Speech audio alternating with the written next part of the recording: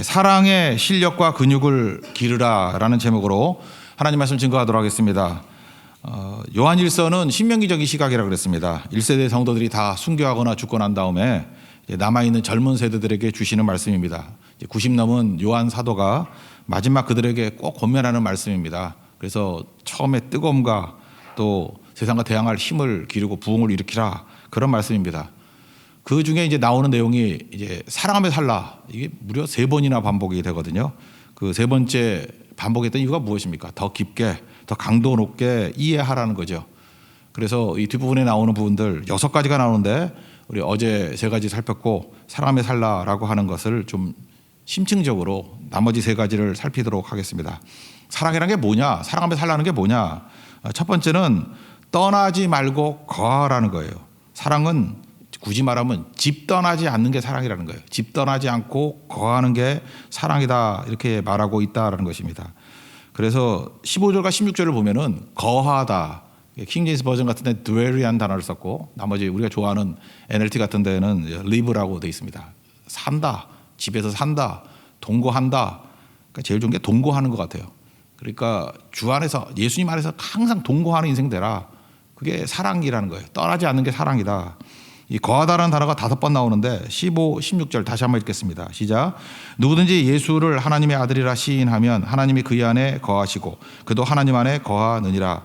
하나님이 우리를 사랑하시는 사랑을 우리가 알고 믿었노니 하나님은 사랑이시라. 사랑 안에 거하는 자는 하나님 안에 거하고 하나님도 그의 안에 거하시느니라. 그러니까 믿는 것을 지배 개념으로 묘사했다라는 것입니다. 우리가 뭐 의심해도 좋아도 싫어도 저녁에 보면 집에 와 있죠. 안 그렇습니까?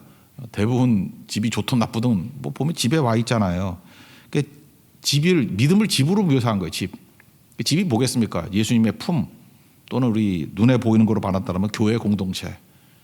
그러니까 젊은이들에게 얘기하는 거예요. 너희들이 삶이 갈등이 꺼렸고 뭐 힘들더라도 사랑하며 살라는 게 뭐냐? 이렇게 예수님 품 떠나지 말라. 이게 첫 번째고, 뭐 굳이 눈에 보인다 그러면 교회 공동체 떠나지 않으면 정말로 안전한 것이다. 위치가 중요하다. 이렇게 말씀하고 있다라는 것입니다. 탕자가 탕자됐던 이유가 무엇입니까? 뭐 자기 몸에서 번화가던 게 아니잖아요. 집 떠난 걸 탕자라 그러지 않습니까? 아버지 품 떠난 거 똑같은 거죠. 아버지 품을 떠났다, 집을 떠났다. 그러니까 탕자 되지 말라는 거예요. 탕자. 사랑은 뭐냐? 사랑의 상실이 탕자고, 사랑을 깨닫고 아버지 사랑을 알잖아요. 아버지는 품꾼도 잘 대해준다고. 적어도 나는 품꾼이 하나같이 생각해 줄 거라고. 그게 사랑의 회복 아닙니까? 그러니까 아버지 품으로 가는 것, 또 다른 말로 집으로 돌아가는 것, 그게 사랑의 회복이라는 것입니다. 그래서 사랑이라는 것은 집 안에 거하는 거다, 예수님 품 안에 거하는 거다, 또 교회 공동체라는 것을 떠나지 않는다. 그래서 양떼를 떠나는 것만큼 어리석은 게 없다, 그런 뜻이죠. 이게 떠나지 말라, 그런 뜻이라는 거예요. 예수님도 그 제자들에게 그 다락방 강하라 그러죠. 마지막 설교하실 때 이렇게 말씀하십니다. 너희는 막 근심하니까 마음에 근심하지 말라. 하나님 믿고 또 나를 믿어라. 그리고 2절 3절 요한복음 14장 2절 3절에 뭐라고 되어 있습니까? 내 아버지 집에 거할 곳이 많다. 그렇지 않으면 내가 너에게 일렀으리라. 내가 너희를 위해 거처를 예비하러 간다. 내가 거처를 예비하면 다시 너희들 데리고 갈 것이다. 나 있는 곳에 너희도 있게 할 것이다. 예수님이 뭐로 설명해? 천국을 집으로 설명합니다. 집으로. 그죠? 집, 거처. 맨션으로 묘사하고 있다는 거예요. 예수님은 거처를 예비하시는 분이다. 그렇다면 우리 신앙의 표준이 뭐예요? 천국을 이 땅에서 사는 거 아닙니까? 그러니까 집 떠나지 않는 게 사랑이라는 거예요. 예수님 품 떠나지 않고 교회 공동체 떠나지 않는 게, 그게 사랑이다. 그러면 이 사랑의 기초가 되는 게 무엇입니까? 여기 본문 보니까 시인이라고 돼 있어요. 시인한다, 고백한다, 이런 거죠. 시인한다. 그 15절 같은 데 보세요. 예수를 하나님의 아들이라 시인하면 로마서 10장 9절에도 그런 거 나오죠. 만일 내 입으로 예수를 주로 시인하면, 그 또 죽은 자 가운데서 살리신 것을 내 마음에 믿으면, 그 시인할 때 믿음하고 이거 같이 나오죠. 믿으면 반드시 시인이 있어야 된다는 거예요. 그래서 사람이 마음으로 믿어 의에 이르고 입으로 시인하여 구원에 이른다. 그러니까 여기서 빠지지 말아야 된다는 게 뭐예요? 입으로 시인하는 게 꼭 필요하다라는 것입니다. 여러 차례 말씀드렸죠. 우리가 누구하고 결혼합니까? 좋아하는 사람하고 결혼하느냐? 그것도 맞지만 다 그렇지는 않은 것 같아요. 사랑하는 사람하고 결혼하나? 사랑하지 않는데도 결혼하는 사람 많이 봤는데, 뭐 여자도 그렇다면 사랑 안 해도 결혼된다며? 보통 사람이 그러대. 뭐 대충 결혼하면 정으로 산대. 그걸 결혼인가? 난 이해가 잘 안 되는데. 하여튼 좋아한다고 결혼하는 것도 아니고 사랑한다고 결혼하는 거 아니죠. 누가 하고 결혼해요? 결혼하자고 말한 사람하고 결혼하잖아요. 안 그렇습니까? 지금도 후회되는 표정을 짓는 분들 계시는데 나 사랑했어. 근데 말 안 하면 끝나는 거지. 갑돌이가 갑순이가 그거 아니에요. 말을 해야지 말을. 그죠? 이렇게 사랑한다고 고백한 사람, 시인한 사람. 그게 결혼이 되게 예수님과의 관계도 마찬가지라는 거예요. 마음으로 믿는 거 시인해야 된다. 시인으로. 그래서 찬송도 이제 미디어가 발달해서 잠깐 듣는 게 찬송이라고 생각하는데 아닙니다. 부르는 게 찬송이에요. 부르는 거. 그죠? 우리 입을 사용해야 됩니다. 입. 뭐 딴 거 사용하지 말고 찬송하고 기도하고 전도하고 이렇게 시인하는 것이 꼭 필요하다라는 것입니다. 그래서 그럴 때 가장 안정감이 있고 또 흔들리지 않게 된다. 우리 일상적으로 볼 때 제일 위험한 사람들이 누구죠? 뭐 남자나 여자나 다 마찬가지겠죠. 자취생 그러면 좀 이렇게 위험스럽죠. 어른들이 볼 때는. 왜 그렇습니까? 이게 집 떠나 있기 때문에 그래요. 그때가 취약하고 또 공격도 많고 유혹도 많고 그렇다라는 것입니다. 그래서 사랑이란 건 뭐냐? 집인데 집 떠나지 말라. 예수님 품 떠나지 말라. 교회 공동체 떠나지 말라. 우리 자라나는 2세대들에게 주시는 요한의 권면입니다. 우리 사랑하는 종 되기를 원합니다. 그래서 결코 우리 집 떠나지 않는 우리 거룩한 백성 되기를 축원합니다. 두 번째는 두려움의 문제예요. 그죠? 이게 거하는 게 사랑이고 두 번째는 두려워하지 않는 거다. 사랑하면은 두려움 없다. 뭐 이런 말씀입니다. 헨리 나우엔의 글 가운데 이런 게 있어요. 뭐 요약해서 설명하면 이런 겁니다. 어떤 지역에 자원이 고갈되고 식량이 부족해졌습니다. 그러면 좀 힘이 있거나 좀 뭐 돈 있거나 그런 사람이 사재기하거나 이렇게 모아두고 쌓아두고 그러죠. 뭐 남에게 피해를 줄 건 아니지만 자기 먹고 산다고 이렇게 먹을 게 있잖아요. 그러다 보니까 없는 사람들이 이제 요구를 합니다. 우리 다 굶어 죽게 되는데 좀 나눠라. 그죠? 이렇게 혼자 욕심 부리지 말고 다 위험한 거 아니냐? 좀 나눠 먹자. 그랬더니 이 사람들은 또 갖고 있는 사람들은 또 안 된다. 우리 먹기도 힘들다. 그죠? 이게 뭐 많이 있는 거 아니다. 다툼이 벌어지게 되었다는 것입니다. 그러니까 없는 사람들이 화가 나죠. 분위기가 안 좋아졌습니다. 그러니까 습격할 수도 있다라는 생각을 갖잖아요. 그래서 이것 때문에 쫙 갈라지는 거죠. 양쪽으로. 습격을 대비하기 위해서 벽을 쌓습니다. 벽을 낮게 쌓는 게 아니라 높게 쌓아요. 그러면 우린 그러잖아요. 벽을 왜 쌓습니까? 안전해지라고. 근데 이 헨리 나우엔의 글의 핵심이 그거예요. 벽을 쌓은 사람들의 감정이 뭔지 아느냐? 안정감이 아니고 두려움이라는 거예요.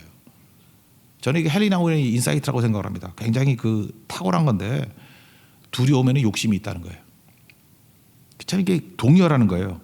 그래서 두려워하는 거 잘 들어보면 거기 욕심이 있고 욕심 안에 두려움이 있다. 우리가 앞부분에도 살피지 않았습니까? 2장 17절 뭐 근데 16절 17절 보면은 세상이 주는 게 뭐라 그랬어요? 육신의 정욕, 안목의 정욕, 이생의 자랑, 욕망대로 살라 그런 거잖아요. 욕망대로 살라. 욕망대로 살면은 안정감을 누릴까요? 절대 그렇지 않습니다. 욕망대로 살 때 짝으로 같이 오는 게 뭐예요? 욕망과 짝이 뭐예요? 두려움이에요. 아까도 욕망이잖아요. 나만 안정스럽게 먹을 거 많이 챙겨놔야 돼. 그러면 그게 욕망이잖아요. 안전에 대한 욕망. 동시에 두려움도 있잖아요. 벽을 쌓아도 두렵다라는 거예요. 그래서 이게 핵심입니다. 이 땅을 살아가면서 많은 사람들이 내가 연약하고 부족하고 자원이 부족하기 때문에 내가 욕망 가운데 사는 거고 부족하니까 뭐 넘치면은 경제가 그거 아니에요. 제한된 자원 가지고 나누는 게 그 경제 아니에요. 부족하니까 경제도 있는 거지. 부족하니까 경제학도 있고 부족하니까 욕망도 있고 그러는 거지. 아닙니다. 욕망 추구하면요 두려움 떠나지 않는다는 거예요. 그 두려움은 사실 안전의 문제라기보다는 소유의 문제라기보다는 이거는 영적 문제라는 거예요. 이 성격의 탁월성인데 그럼 뭐예요? 욕망을 이기고 두려움을 이기는 방법이 뭐냐?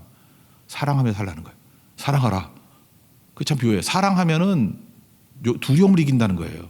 사랑하면은 욕망을 뛰어넘게 된다. 이게 굉장히 중요한 거죠. 또 하나가 우리 젊은이들도 뭐 다 죽지 않습니까? 하나님 앞에 섰을 때 사랑하고 살면요, 예수님이 우리하고 동행해 주시잖아요. 그래서 내 마음에 이 사랑하며 살면 그냥 베푸는 걸로 끝나는 게 아니라 예수님의 동행까지 느끼니까 우리 다 심판대 앞에 서잖아요. 심판대 앞에 섰을 때 뭘 들고 나가야 돼요? 사랑한 거 들고 나가야 된다. 사랑했던 거. 그리고 심판을 이긴다. 그래서 명확히 얘기하고 있어요. 사랑의 반대말이 뭐냐? 우리가 요한 1서의 시각을 놓고 본다 그러면 미움이 아니라 두려움이다. 사랑의 반대말이 뭐냐? 미움이 아니라 욕망이다. 이게 접근이라는 것입니다. 17절 18절 읽겠습니다. 시작. 이로써 사랑이 우리에게 온전히 이루어진 것은 우리로 심판날에 담대함을 가지게 하려 함이니 주께서 그러하신 것 같이 우리도 이 세상에서 그러하니라. 사랑 안에 두려움이 없고 온전한 사랑이 두려움을 내쫓나니 두려움에는 형벌이 있습니다. 두려워하는 자는 사랑 안에서 온전히 이루지 못하였느니라.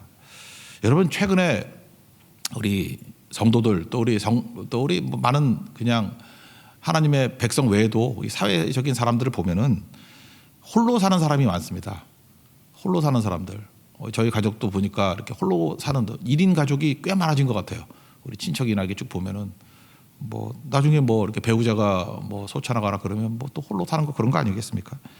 그러다 보니까 많은 사람들이 우울과 장애, 공황 장애 이런 증상이 오는데 기본적인 두려움이 있다는 거예요. 두려움이 뭐냐? 고독에 대한 두려움이에요. 근데 고독에 대한 두려움 중에 하나가 뭐냐 하면 내가 병들었을 때 홀로 남아있는 거 아닌가. 그게 이제 고독사라 그러잖아요. 병들었는데 아무도 도와줄 사람이 없고 홀로 남는 거 아닌가. 그게 현실로 오지 않는다 할지라도 이게 두려움이 다 있다는 거예요. 뭐 저도 있고 여러분도 없나요? 그런 거 다 있는 것 같은데, 그죠? 이렇게 홀로 남았다라는 거. 근데 이거 이길 수 있는 길이 뭐냐? 사랑하고 사는 거예요. 혼자 있다고 생각하는데 생각해 보세요. 내가 섬길 대상이 있고 희생할 대상이 있어요. 그럼 고독하지 않잖아요. 내가 섬기는 대상하고 벌써 둘이잖아. 내가 누가 섬기면 만나는 거 아니에요. 희생하면 만나는 거 아니에요. 그러니까 아까 같이 벽 쌓고 홀로 있으면 그 외로워지고 그게 두려움이고 그게 욕망의 삶이거든요. 근데 벽 깨버리고 나눠주다 보면은 그죠? 자기 먹을 거 나눠주다 보면은 그게 고독해질 수가 없죠. 하나가 될 수 있고 또 넓어질 수 있고 품을 수 있고 그런 거 아니겠습니까? 그래서 섬김 자체가 고독을 이기는 길이에요. 교회도 마찬가지입니다. 우리 교회 하면은 이게 고독해질 거라고. 근데 계속 섬기고 나누고 희생하고 하다 보면 교회가 왜 고독해져요? 따뜻해지고 풍성해지고 훨씬 많은 사람들을 접하게 되고 그런 거겠죠.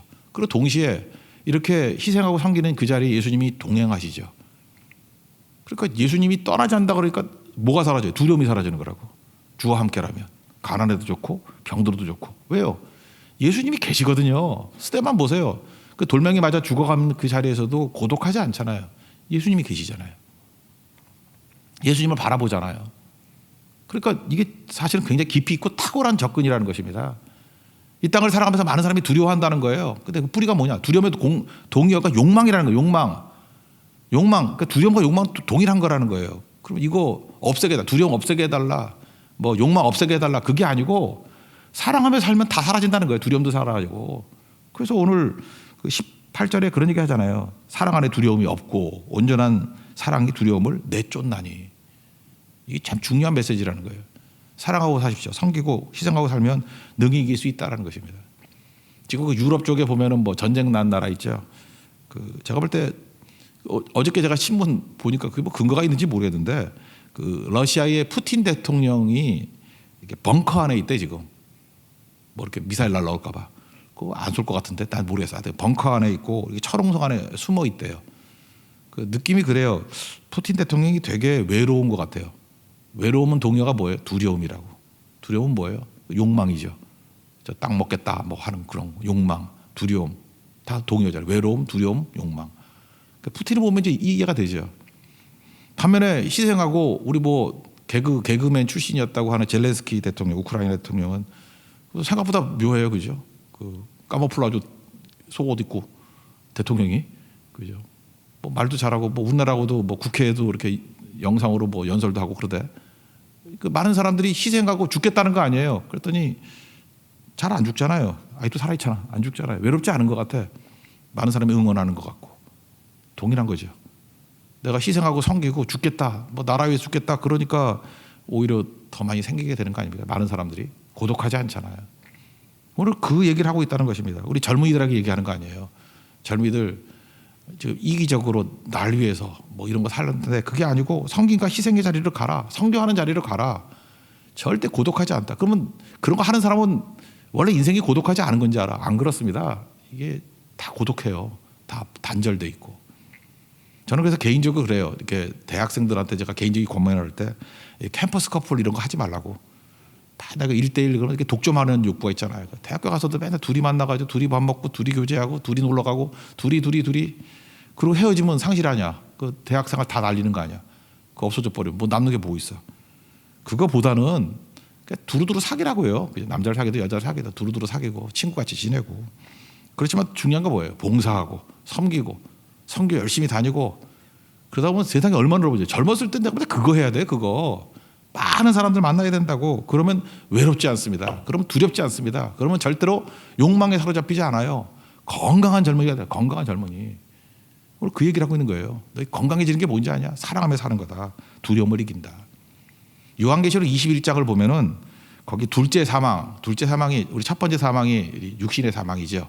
둘째 사망은 지옥 가는 거예요. 지옥 가는 거. 둘째 사망 불못에 들어가는 거. 근데 그 불못에 들어가는 사람이 6종류로 나오는데 첫 번째가 뭔지 알아요? 두려워하는 자예요. 두려워하는 자. 왜 두려워하죠? 욕망대로 사니까.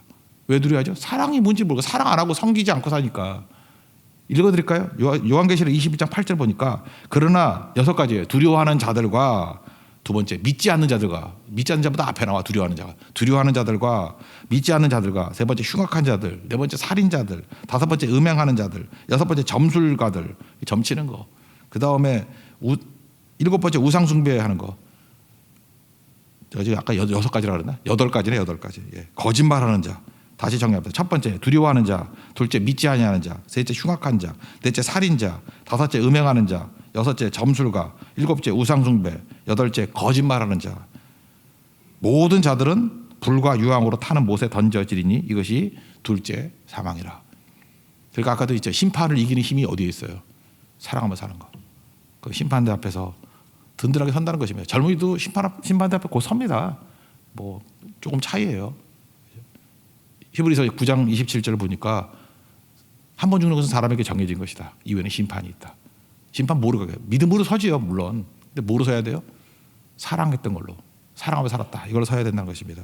그래서 사랑은 그 거하는 것이고 예수님 품 안에 거하는 것이고 집에 거하는 것이고 두 번째는 두려워하지 않는 것이다. 사랑하며 살면 두려움을 다 이기게 된다. 이게 두 번째 메시지라는 것입니다. 세 번째는 사랑하기 힘든 거를 얘기하고 있어요. 사랑하기 힘들 때 보이는 형제 사랑하는 것으로 사랑하는 실력과 근육을 기르라. 뭐 이런 얘기예요. 한번 보세요. 여러분 보이는 것을 사랑하는 게 쉬워요? 안 보이는 것 사랑하는 게 쉬워요? 여기 두 가지 대비라고 있는데 보이는 형제 사랑이 쉬워요? 보이지 않는 하나님 사랑이 쉬워요? 개인적으로 생각을 했죠. 근데 정답은 뭐냐 하면 성경의 얘기예요. 보이는 형제 사랑이 더 쉽대. 안 보이는 게 더 보이지 않는 하나님 사랑이 더 어렵대요. 뭐 그런 옛날 족구 들어봤죠. 어떤 남자가 여자를 사랑해가지고 매일같이 편지를 보냈대. 이메일 이런 거 없을 때 매일같이 편지를 보냈대. 3년을 보냈대요. 드디어 결혼을 했습니다. 누구하고? 우편 배달부하고. 그런 얘기 들어봤죠. 매일같이 편지를 대달하니까. 그게 뭐예요? 보는 사람 사랑하는 거지 안 보이면 사랑 못한다 그러죠. 그래서 out of sight 안 보이면 out of mind 뭐 그런 얘기 있잖아요. 그죠? 안 보이면 마음도 떠난다고. 그러니까 사랑이 쉬운 게 뭐냐? 보이는 형제예요. 보이는 형제. 보이는 형제를 사랑하는 것을 훈련해야 보이지 않는 하나님을 사랑할 수 있는 거지. 접근이 그거예요. 보이는 형제도 사랑하지 못하면서 뭘 사랑한다 그래. 그러니까 보이는 형제를 치열하게 사랑하는 것을 통해서 훈련하는 거예요. 사랑의 실력을 기르고 사랑의 근육을 기르는 거다. 19절부터 21절까지 읽겠습니다. 시작.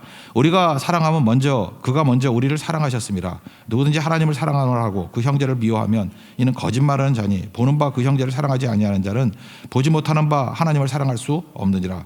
우리가 이 계명을 주께 받았나니 하나님을 사랑하는 자는 또한 그 형제를 사랑할지니라. 그러니까 보이는 형제는 가까이 있는 사람, 일상에서 보는 사람 그런 거죠.